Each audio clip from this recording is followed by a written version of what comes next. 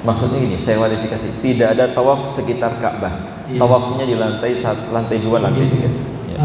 Semua keadaan Ka'bah seperti itu, saya pernah baca itu kan perputaran poros bumi itu tergantung dengan perputaran motor kita. Iya. Apakah pemerintah itu juga ada salah satu tanda hari kiamat juga? Itu yang saya tanya itu. Sudah. Baik. Sebagaimana sering di-share, di-broadcast di beberapa grup WhatsApp terkait dengan poros bumi yang ada di kota suci Mekah Al-Mukarramah, ya di Ka'bah itu.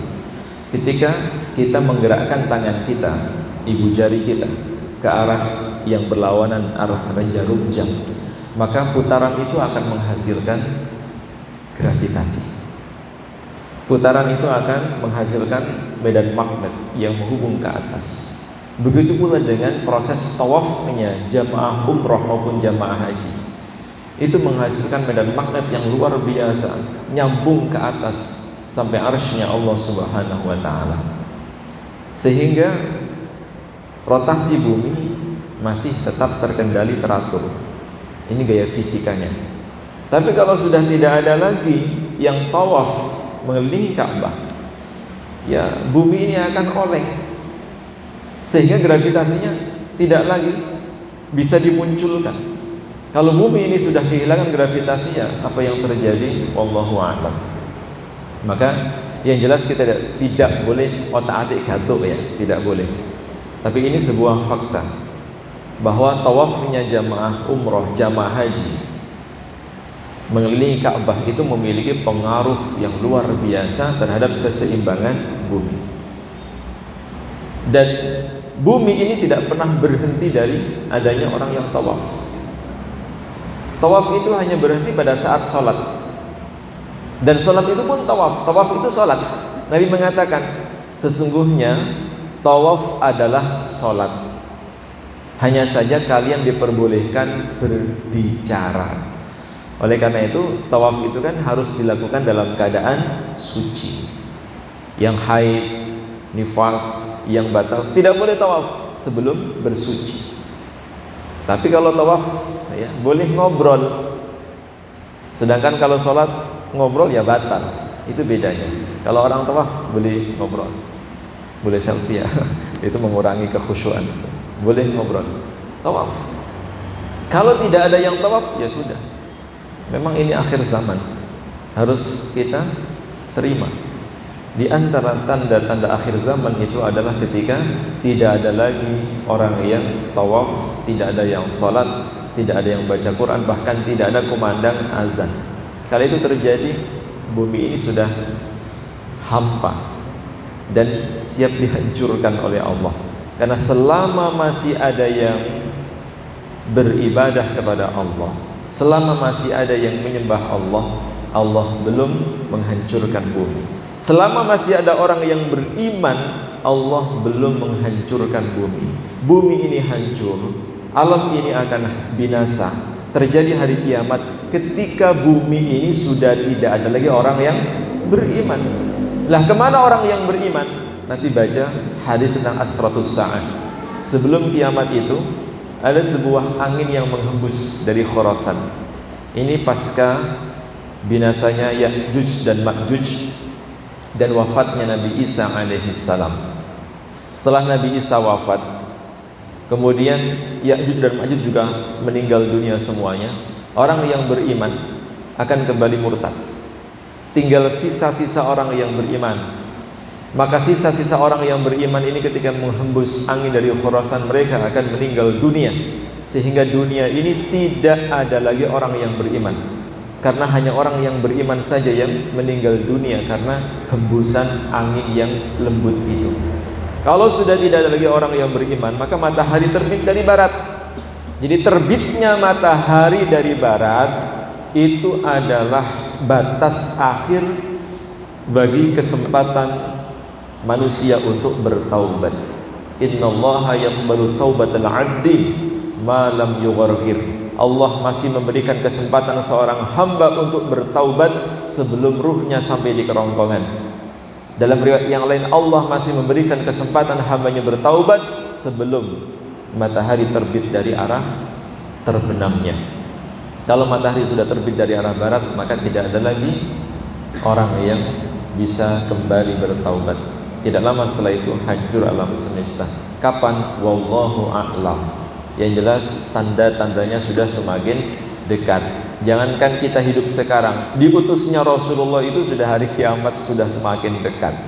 Pintu gerbang hari kiamat itu sudah terbuka. Dalam surat Al-Qamar, surat 54 dikatakan oleh Allah pada ayat pertama, iqtarabatis sa'atu wanshaqqal qamar.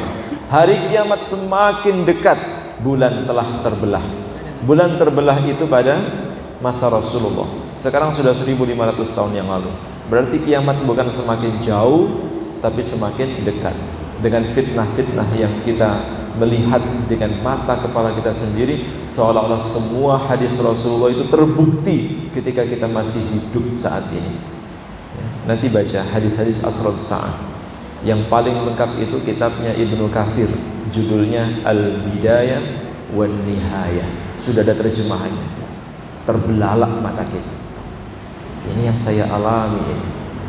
Ini yang saya saksikan, insyaallah. Mudah-mudahan Allah selamatkan kita dari fitnah Dajjal dan juga fitnah-fitnah yang lainnya. Hadanallahu wa iyyakum ajma'in. Dan tutup dengan doa, mudah-mudahan doa kita diijabah oleh Allah. A'udzu billahi minasy syaithanir rajim. Bismillahirrahmanirrahim. Allahumma ya Allah, wahai Zat yang Maha menatap kami, wahai Zat yang Maha menyaksikan kami, wahai Zat yang Maha mendengar setiap untayan doa-doa kami. Kami mohon kepada Engkau ya Allah, ampuni dosa-dosa kami, ampuni dosa-dosa kedua orang tua kami, ampuni dosa-dosa pasangan hidup kami, ampuni dosa-dosa saudara-saudari kami. Tolonglah mereka ya Allah, selamatkan mereka ya Allah, bantulah mereka dari kezaliman yang mereka alami saat ini. Ya Rabb, berikan kesabaran kepada saudara-saudari kami yang saat ini terzalimi. Berikan kekuatan kepada kami untuk bisa menolong mereka, membantu mereka, juga mendoakan mereka. Ya Allah, jadikan kami sebagai hamba-Mu yang bermanfaat bagi orang lain. Jadikan kami sebagai hamba-Mu yang pandai bersyukur. Jadikan kami sebagai hamba-Mu yang sabar. Jadikan kami sebagai hamba-Mu yang ikhlas. Jadikan kami sebagai hamba-Mu yang istiqamah. Ya Allah, istiqamahkan kami hingga husnul khatimah. Ya Rabb, anugerahkanlah kepada kami keluarga yang senantiasa menjadi jalan untuk mendekatkan diri kami kepada Engkau. Anugerahkanlah kepada keluarga kami keluarga yang sakinah, mawaddah, warahmah. Anugerahkanlah kepada anak-anak kami anak-anak yang salih salihah. Berkahilah rumah tangga kami ya Allah. Jadikan kami semua sebagai hamba-hamba-Mu yang senantiasa memperjuangkan agama-Mu. Ya Allah, berkahilah harta kami, berkahilah waktu kami, berkahilah umur kami, berkahilah ilmu kami. Mudahkan kami untuk bisa mengamalkan dalam kehidupan sehari-hari. Ya Allah, kumpulkan kami kelak di surga-Mu sebagaimana Engkau kumpulkan kami pagi hari ini. Kumpulkan kami bersama saudara-saudari kami yang kami doakan selama ini. Kumpulkan kami ke surga-Mu ya Allah. Kumpulkan kami ke dalam surga-Mu ya Allah. Selamatkan kami dari murka-Mu, selamatkan kami dari azab-Mu, selamatkan kami dari dahsyatnya siksa api neraka. Ya Allah, berikanlah kesehatan kepada kami. Angkat segala penyakit yang menggerogoti tubuh kami. Sembuhkanlah sakit kami ya Allah. Jadikan sakit kami ini sebagai penggugur dosa-dosa kami. Jadikan sakit kami ini adalah wujud kasih sayang-Mu kepada kami, sehingga kami menghadap-Mu tanpa membawa dosa sedikit pun ya Allah. Rabbana taqabbal minna innaka antas samiul alim wa tub alaina innaka antat tawwabur rahim. Ya Allah, bantulah saudara kami yang ada di Palestina, bantulah saudara-saudari kami yang ada di Suriah, bantulah saudara-saudari kami yang ada di Myanmar, yang ada di India, yang ada di negara manapun, terutama saudara-saudari kami yang saat ini ada di Xinjiang ya Allah. Engkaulah Zat yang Maha Kuasa atas segala sesuatu. Engkaulah Zat yang Maha berkehendak atas segala sesuatu. Jika Engkau menghendaki, maka semua akan terjadi atas kehendak-Mu ya Allah. Bantulah mereka, tolonglah mereka. Hasbunallah wa ni'mal wakil, ni'mal maula wa ni'mal nasir, wa la hawla wa la quwwata illa billahil aliyyil azim.